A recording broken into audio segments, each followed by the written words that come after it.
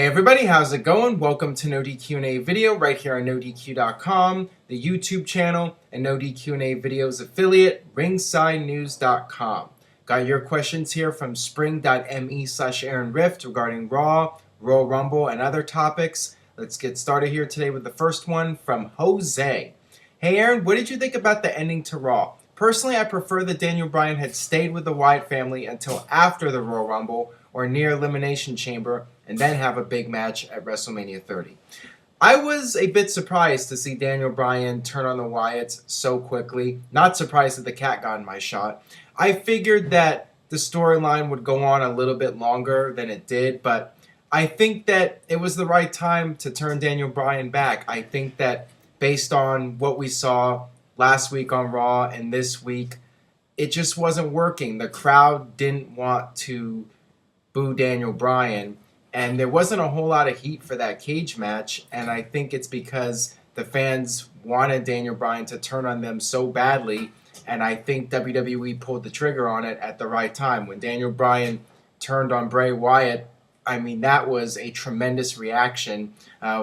Daniel Bryan is just so over, and keeping him as a heel or not making it clear what direction he's going in, I think is a bad idea, and I think it was best to make a big change in the storyline and have him turn on Bray Wyatt.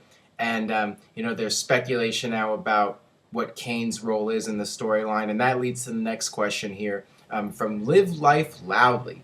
Hey, Aaron, what did you think of the fact that Cain pretty much handed Bray Wyatt to Daniel Bryan on a silver platter by locking the cage in their match on Raw? Do you think that this means Cain is secretly working against the Authority? Team Hell No for life.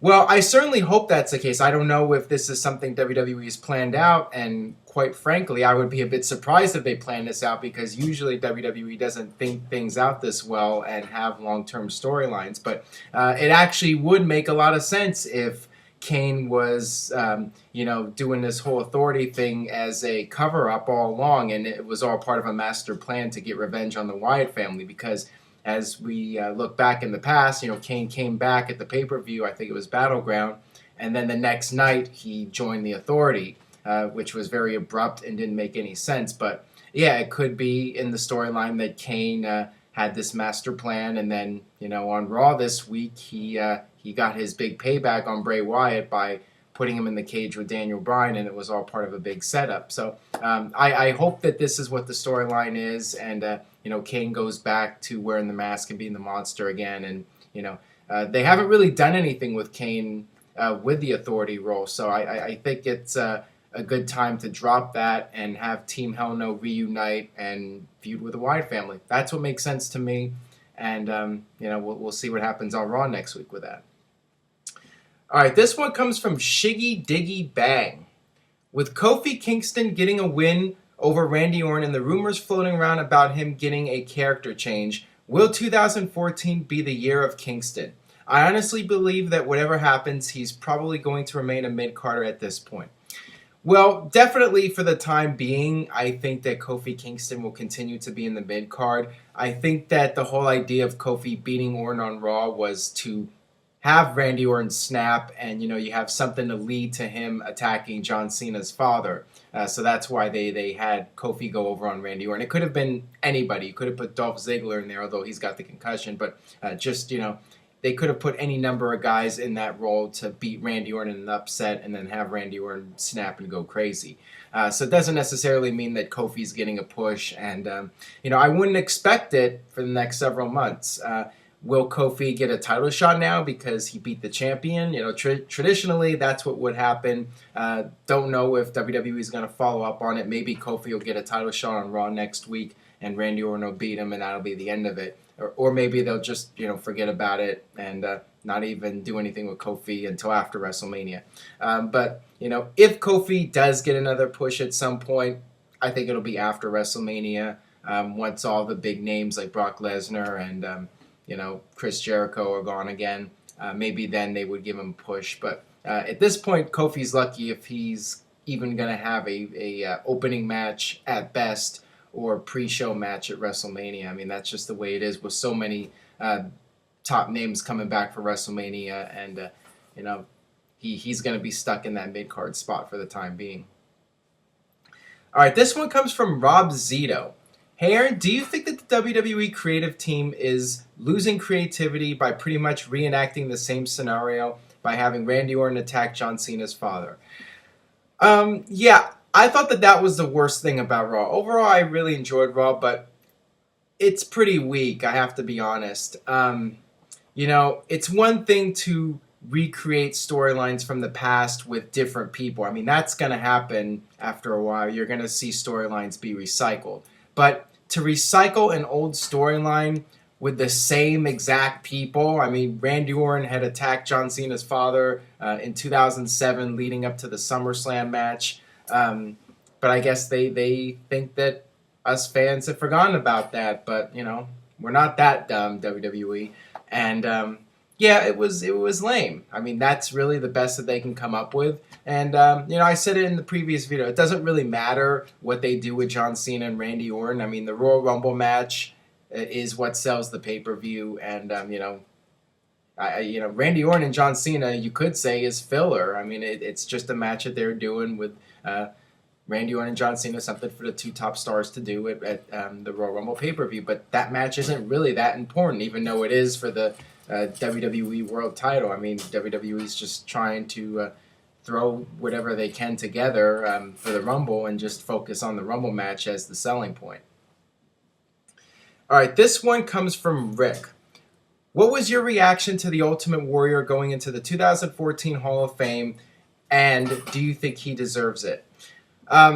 Wasn't surprised at all about the Ultimate Warrior announcement. Once he signed the deal for WWE 2K14 and did that commercial, I figured that there was a decent shot he was going into the Hall of Fame. That was a sign that him and WWE were starting to, mend the fences and start talking about, working together and having a business relationship again. So it didn't surprise me. And as far as Warrior deserving it, I've said this in other videos, and I'll say it again. Regardless of what you think about the Ultimate Warrior as a person or as a businessman, you cannot deny the fact that he was one of the biggest superstars in WWE history, and he made a huge impact with fans on a worldwide level.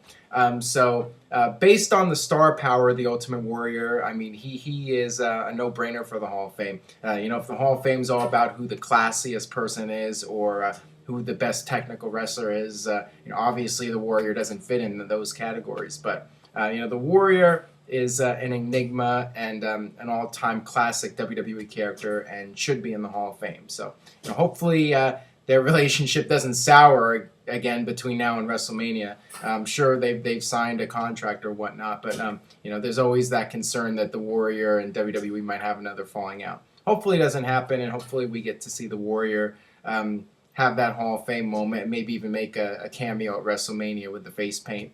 Maybe he can run down to the ring and clothesline 3MB or something like that. And this one comes from CPW 1978. Who will induct Ultimate Warrior into the Hall of Fame? Hulk Hogan, perhaps?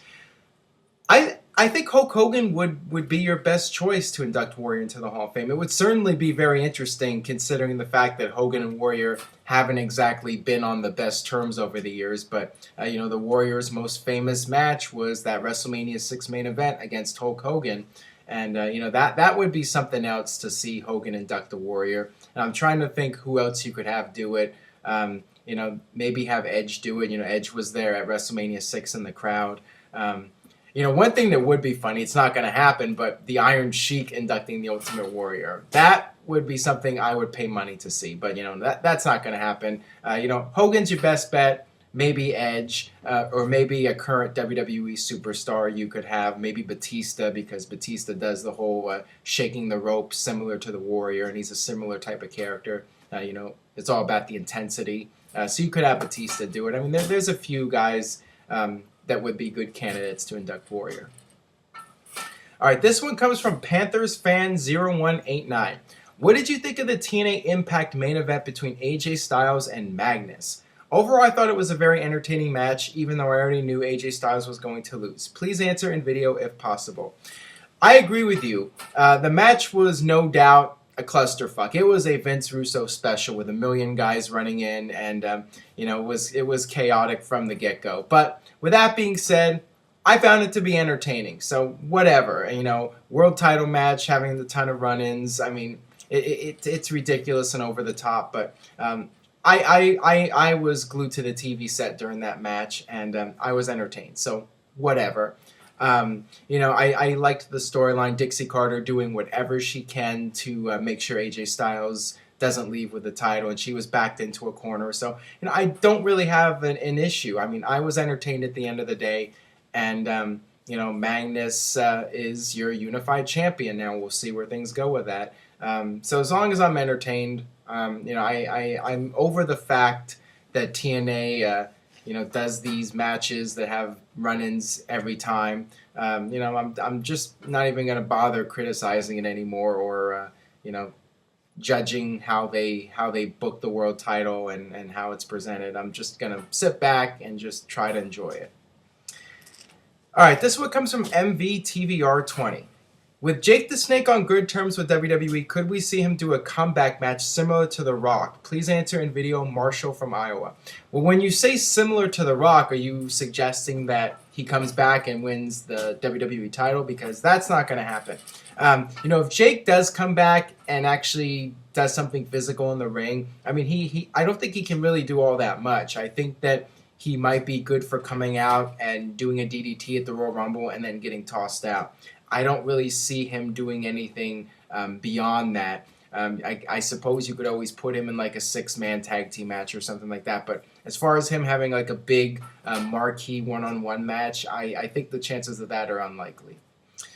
All right, that'll do it for this edition of NoDQ&A video. Thanks for watching. Subscribe, youtube.com/NoDQCAW if you haven't already. Stay tuned to NoDQ.com for the latest Royal Rumble news and rumors. And I will see you guys next time for another edition of NoDQ&A video.